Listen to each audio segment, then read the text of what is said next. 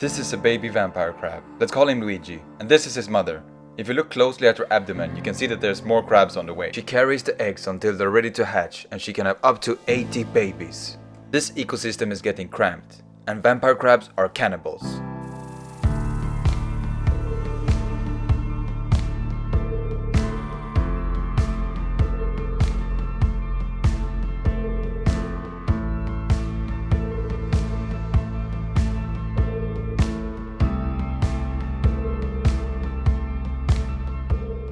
Here you can see a second generation crab eating a third generation crab, and I need to stop that from happening.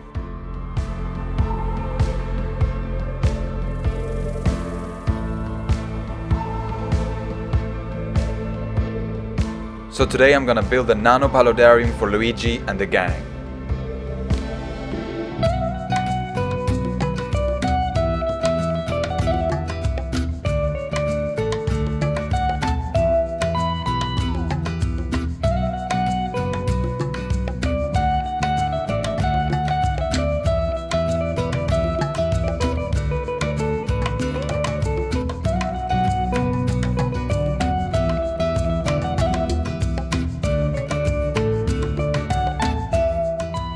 I started by removing the filter, and just on the filter I found 3 crabs. Next I removed rocks, sticks, and even plants.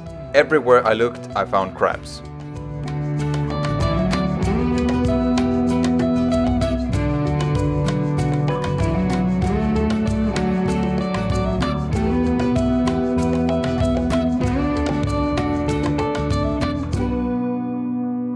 Roba da pazzi.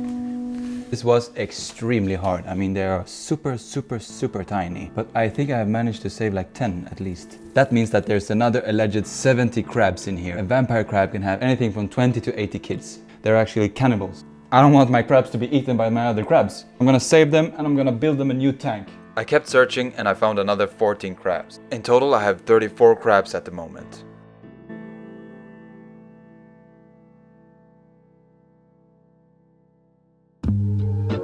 The tank that I'm going to use today is a Reptisu 45 by 45 by 30 centimeters. This has been used for crickets. I just have to give it a good clean. So the tank is all clean now. Let's go into the living room.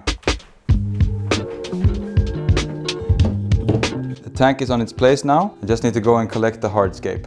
And the hardscape I have in here in this cabinet. Okay, so we have some sand.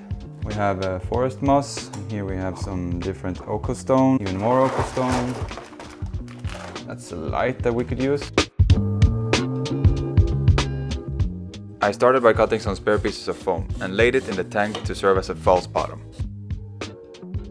On top of that I added some wheat fabric. This will stop the substrate from entering the water. I then added sand to the water section and started playing around with the rocks.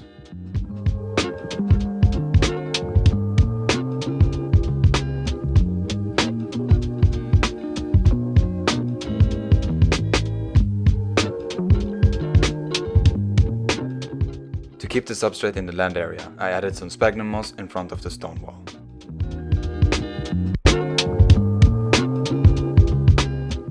With that in place, I could now add the substrate, which is a mixture of sand, topsoil, moss and cocoa fiber.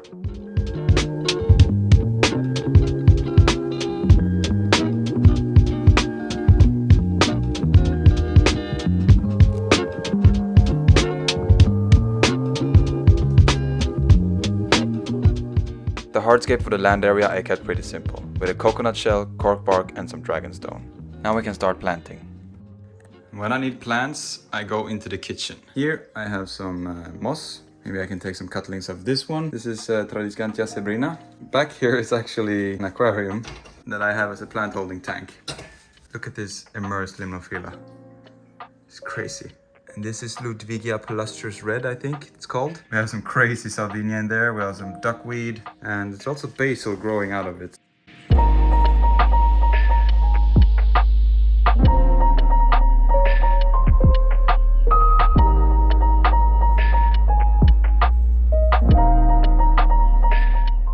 Whenever I need moss, I take it from the garden. I also took some Phytonia from the red dragon jar. Okay, back to the build.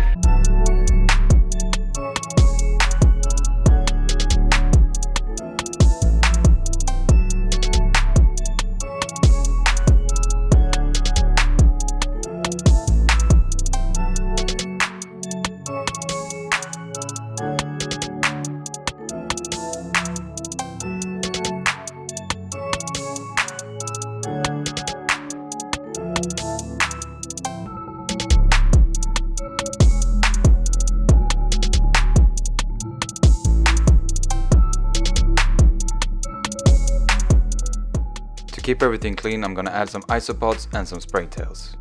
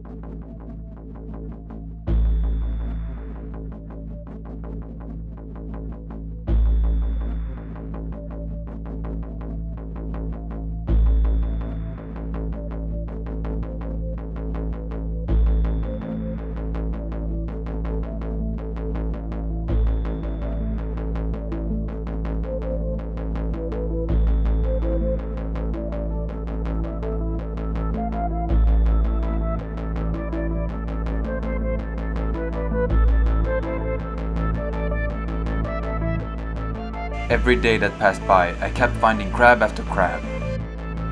The crab count was now at over 50 crabs.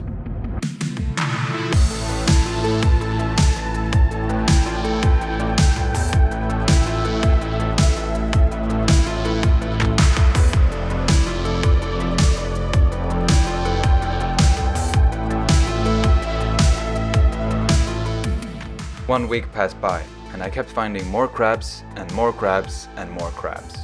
The crab count was now at over 70 crabs. Everything seemed to be doing okay until I did a water change, and the water was all brown and smelled like cow shit. So I panicked and took down the enclosure. Off camera, I came up with something new. A big centerpiece in the middle with both foam and Leica balls as a false bottom. My mistake with the previous setup was that the false bottom wasn't deep enough, but this time I raised it even higher, and this is what I came up with.